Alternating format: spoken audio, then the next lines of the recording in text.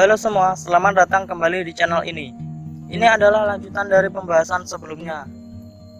Jadi, bagi yang belum nonton video sebelumnya, gue saranin nonton videonya terlebih dahulu. Oke, langsung saja kita mulai ke pembahasannya.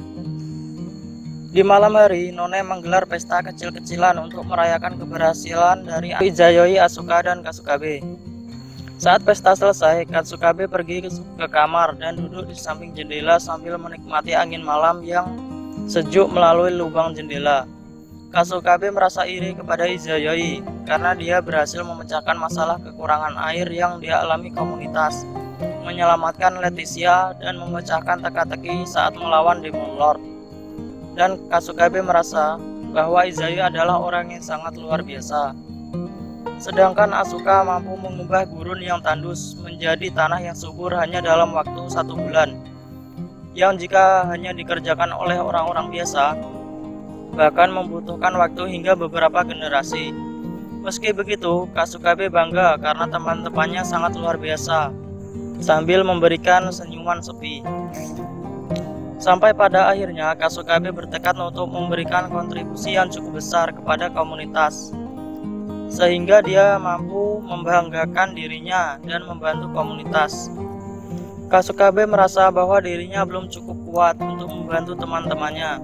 Bahkan saat melawan Demon Lord dulu, Kasukabe tidak cukup mampu untuk membantu, sehingga dia berkeinginan untuk memperbanyak teman dengan para demon atau monster yang ada di dunia Little Garden.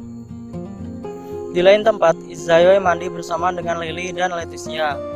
Izayoi membahas tentang Leticia yang disebut Draculair, yang dikira sebagai salah satu keturunan atau jenis dari Flat ketiga, Pangeran Wallacea. Namun Leticia cemberut dan berkata bahwa dia dan Leticia adalah keturunan atau jenis yang berbeda.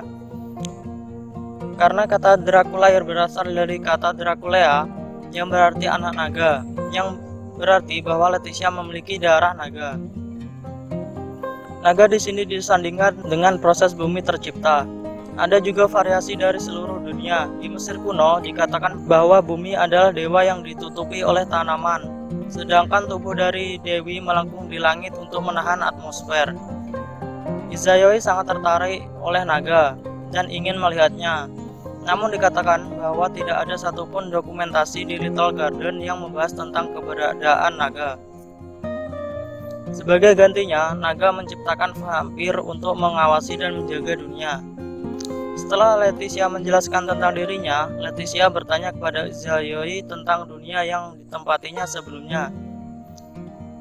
Sambil mendekat dan memberi senyum lembut kepada Izayoi agar mendapat jawaban dari pertanyaannya. Meskipun Leticia juga tertarik dengan dunianya Kasukabe dan Asuka, namun Leticia lebih tertarik kepada Izayoi karena memiliki gift atau kekuatan yang sangat besar dan dengan cepat memiliki informasi tentang dunia Little Garden. Leticia beranggapan bahwa Izayoi dulunya adalah seorang peneliti atau semacamnya. Namun Izayoi berkata bahwa dia hanya mempelajari apa yang dia ingin tahu dan tidak ada hal khusus yang lain yang ingin dia lakukan. Esok hari, Asuka, Kasukabe, dan beberapa anggota guild akan pergi ke Astral Gate untuk menuju ke tempat festival diadakan. Izayoi belum muncul meskipun sudah ditunggu sangat lama, dan Jin memanggil Izayoi agar segera berangkat, karena jika lebih lama lagi tidak akan sampai di festival tepat waktu. Izayoi muncul dengan menggunakan hairband di kepalanya. Alasannya adalah karena headphone yang sering dia pakai sekarang ini hilang. Meskipun sudah dibantu oleh anggota guild lainnya, masih belum juga menemukannya. Izayoi terpaksa menggunakan hairband karena jika rambutnya tidak ditutupi dengan itu, maka rambutnya akan mengembang dan Izayoi tidak terlalu suka dengan itu. Karena Izayoi tidak nyaman tanpa menggunakan headphone-nya, dia memutuskan untuk tidak ikut dan tetap tinggal untuk mencari headphone-nya dan menyerahkan sisanya kepada yang lainnya. Leticia yang tinggal bersama dengan Izayoi merasa tidak enak karena yang telah berkontribusi sangat besar dan bersemangat sebelumnya malah tidak ikut dan akan tinggal untuk menjaga Will. Izayoi beranggapan bahwa handphonenya disembunyikan di suatu tempat yang hanya diketahui oleh pelaku. Izayoi beranggapan bahwa pelakunya adalah Kasukabe. Namun Izayoi percaya bahwa Kasukabe bukan orang seperti itu dan membiarkannya. Karena itu dibuat oleh beberapa orang awam dan pastinya tidak terlalu bagus bagi Izayoi. Leticia menanggapi perkataan Izayoi dan bertanya bahwa mungkin orang awam itu adalah kenalan dari Izayoi dan menanyakannya. Seakan tidak ingin menceritakannya, Izayoi ingin mengubah arah pembicaraan. Namun Leticia yang telah penasaran tetap ingin mengetahui dunia tempat tinggal Izayoi. Izayoi meminta Leticia membuatkannya makanan dan teh untuk biaya pembicaraan. Dan Leticia dengan senang hati membuatkannya dan menyajikan dengan cara seperti maid yang biasanya. Dia mengangkat roknya dan berkata bahwa hidangan ini telah dibuat dengan seluruh kemampuan terbaikku dan semoga Tuan akan merasa senang. Izayoi merasa bahwa gerakan yang dilakukan oleh Leticia adalah lelucon dan tertawa terbahak-bahak. Di lain tempat, kelompok Asuka sudah sampai di Astral Gate dan berkata bahwa tugasnya setelah festival adalah untuk menghancurkan patung harimau pada pos portal. Asuka dan Kasukabe berencana untuk menggantikan patung itu dengan patung Kurousagi. Kurousagi tidak setuju dan memukul kepala kedua anak nakal itu dengan kipas dan menjelaskan bahwa ini bukan waktu untuk bercanda.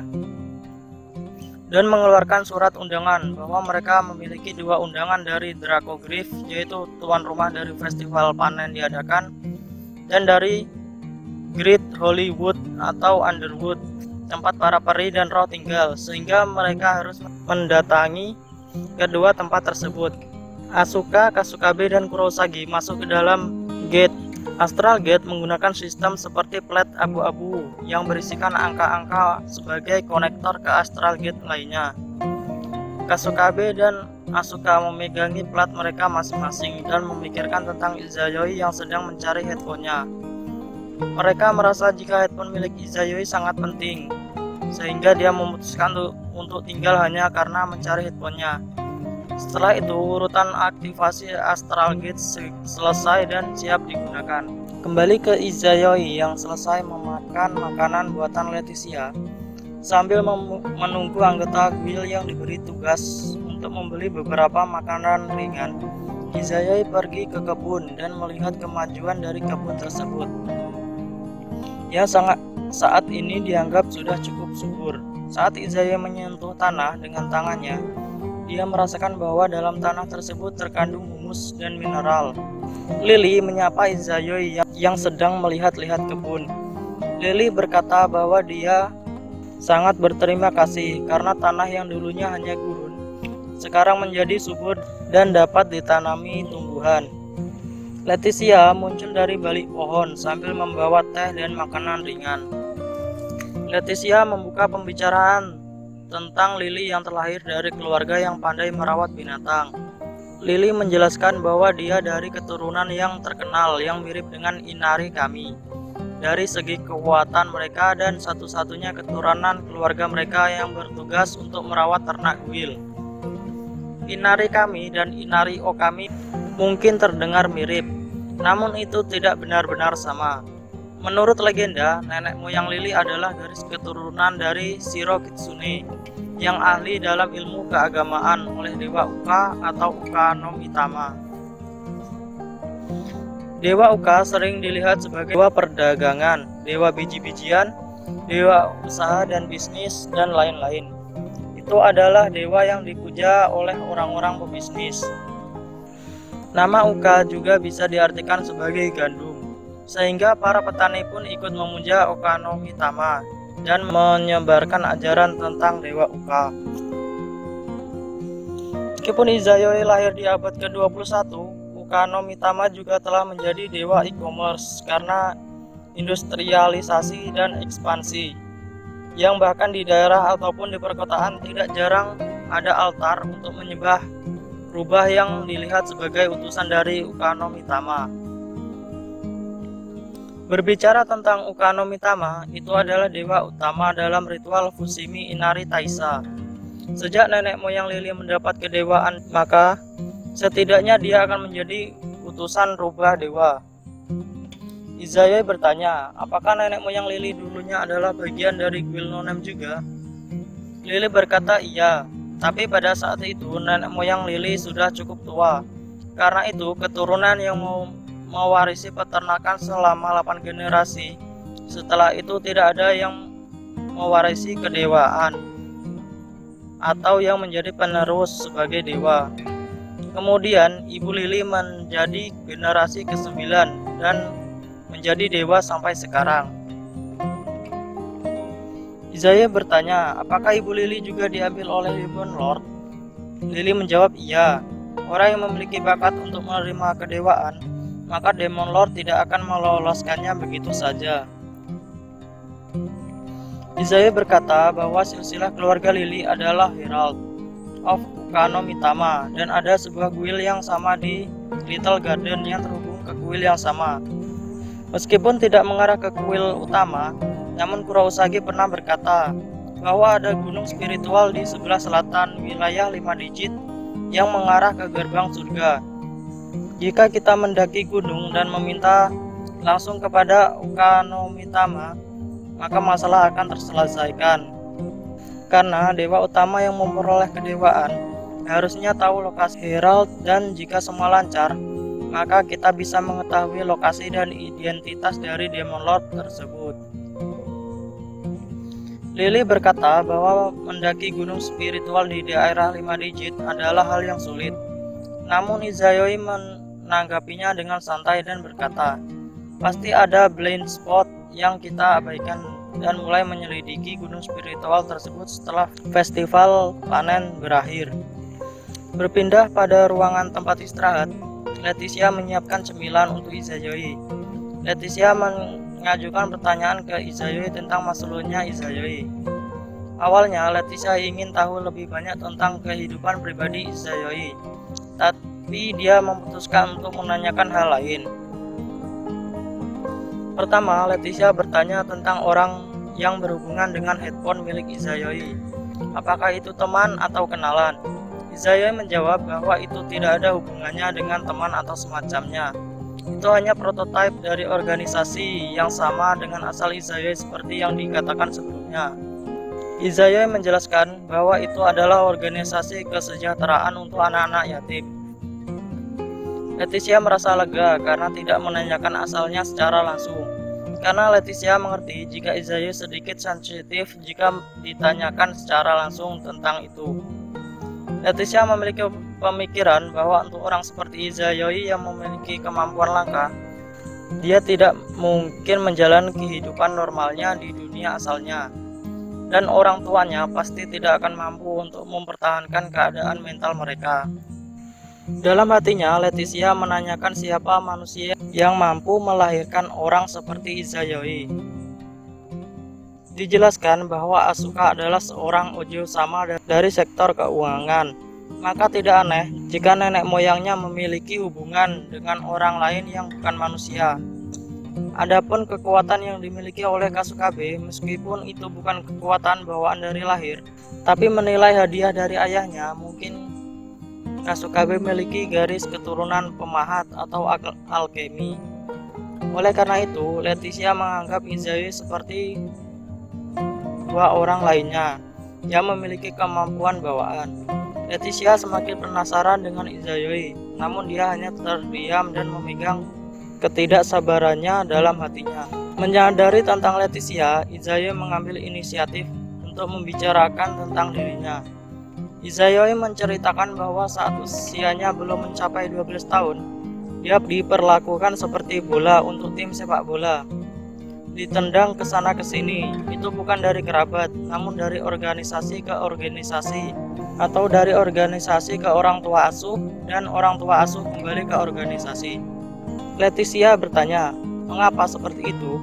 Dan Izayoi menjawab, itu karena saya sangat berbakat.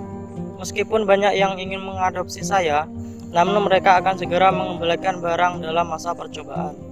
Leticia tidak tahu apa yang harus mendengarkan dan hanya dia mendengarkan cerita dari Izayoi. Saat usia Izayoi masih sangat muda, meskipun Izayoi menjawab semua permintaan mereka, namun mereka akan terlihat bahwa rangsangan tersebut terlalu kuat bagi mereka. Dan pada akhirnya orang-orang yang mengajukan diri untuk mengasuhnya, tidak satupun dari mereka yang tidak bersujud sambil meminta agar dia kembali ke organisasi. Ada juga orang yang menarik yang mencoba untuk memanfaatkannya, tapi pada akhirnya orang itu berakhir dengan cara yang sama. Izayoi ingat bahwa dirinya membiarkan orang itu untuk memanfaatkannya beberapa kali. Namun pada akhirnya Izayoi mengumpulkan catatan bagaimana ia menghindari pajak dan bukti-bukti penggelapan untuk dikirim kepada jaksa dan perusahaan televisi.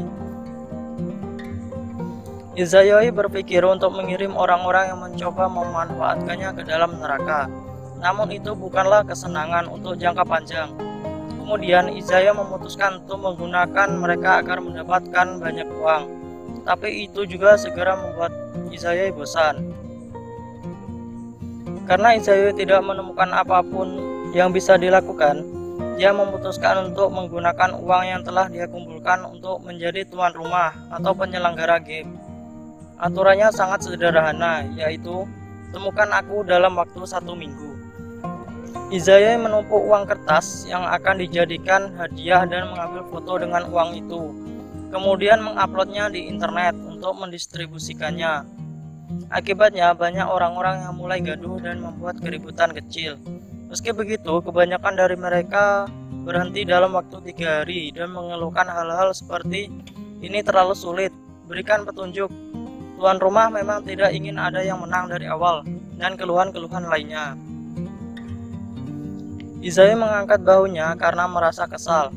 Pada titik ini, Leticia telah sedikit santai dan mulai mengejek Izayoi atas tindakannya. Dia berkata bahwa jika Izayoi ingin mengadakan game, maka Izayoi harus memilih peserta dengan sangat ketat. Jika hanya menampilkan suatu hadiah besar dan memungkinkan semua orang untuk berpartisipasi, itu hanya akan mengumpulkan orang-orang yang lebih rendah dan itu tidak dapat disangkal. Namun Izayoi berkata bahwa dia dulunya hanyalah anak nakal dan melanjutkan ceritanya. Tempat Izayoi bersembunyi adalah di gunung yang tidak terlihat dari banyak orang dan berbaring di samping 30 tumpukan koper, namun tidak ada yang datang. Apalagi saat itu adalah akhir dari musim panas dan kelembapannya sangat tinggi, sehingga kantong tidur juga berbau busuk dan sangat menjijikkan. Dan Izayoi dihadapkan dengan badai dahsyat yang merayap di daerah daratan tersebut. Di tengah badai, akhirnya Izayoi menyadari bahwa tidak ada harapan untuk orang yang akan menemukannya dan merasa semua yang ada di sekitarnya adalah hal bodoh. Ketika mereka meminta petunjuk ke Izayoi, Izayoi memberikannya, namun tidak ada dari mereka yang mengerti, membiarkan dirinya ditemukan. Izayoi sering berkeliaran sendiri, namun tidak ada yang menemukan. Mengkonfirmasi waktu dengan jam miliknya yang menunjukkan pukul 23.56, yang berarti tinggal 4 menit tersisa sebelum game ini selesai. Pada pukul 23.57, ada satu orang yang berhasil menemukan Izayoi. Itu adalah wanita, dan Izayoi menyambutnya. Wanita itu telah mencari tahu banyak tentang Izayoi. Bahkan semua informasi tentang Izayoi telah dia dapatkan. Wanita itu mengetahui bahwa Izayoi telah ditransfer oleh 24 organisasi, beralih sekitar 31 orang tua asuh dan 21 orang yang pernah menjadi orang tua asuh Izayoi yang telah dihukum karena telah melakukan kejahatan yang telah mereka lakukan secara diam-diam. Dan kemudian tidak ada lagi organisasi ataupun orang yang mau mengasuh anak seperti Izayoi. Wanita itu tidak langsung membawa uang hadiah untuk dibawa pergi, dan malah berkata bahwa dia datang ke sini karena tertarik dengan Izayoi. Para peserta lain tampaknya mencari lokasi uang dengan cara menguraikan lokasi dari foto yang sebelumnya Izayoi upload di internet. Tapi foto itu sengaja diambil untuk menyesatkan orang. Saat mengambil foto, Izayoi menggunakan latar belakang cakrawala pantai sesuai dengan kebutuhan. Meskipun itu terlihat sederhana, namun itu mampu menjadi faktor utama untuk menyesatkan banyak orang.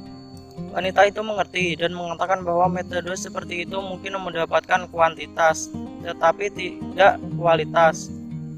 Tetapi kualitas menurun sehingga tidak dapat mencapai klimaks yang Izayoi inginkan. Izayoi senang dengan percakapan seperti ini karena dia bisa sedikit belajar dan hanya diam, tidak mengatakan apa-apa. Wanita itu mendekat ke Izayoi. Wanita itu memiliki wajah yang cantik dan proporsional yang diperkirakan memiliki usia 20-an. Saat Izayoi memanggilnya Obasan, wanita itu tidak senang dan meminta Izayoi untuk memanggilnya Kanaria Onesan.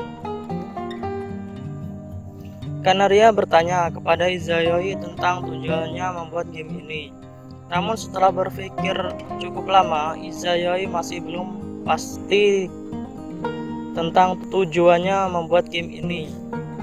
Kemudian Kanaria menjelaskan bahwa pesan yang tertulis harusnya tidak seperti huruf anak yang hilang, tetapi harus ditulis dengan tekad yang kuat. Alasan mengapa Anda merasa gelisah dan frustasi bukan karena tidak ada orang yang berhasil menyelesaikannya, tapi pada awalnya Anda menginginkan game yang sangat meriah dan menjadi kontes yang menegangkan. Namun pada kenyataannya, standar game ini sangat rendah sehingga tidak bisa berhasil. Izayoi yang gelisah kemudian menghentakkan kakinya ke lantai, yang membuat tempat itu bergetar. Namun Kanaria tidak takut pada intimidasi yang dilakukan oleh Izayoi. Kanaria melangkah dan berkata, "Saya pemenang dan Anda kalah. Game ini telah dimulai dengan huruf tantangan yang telah Anda keluarkan, dan saya telah menerimanya.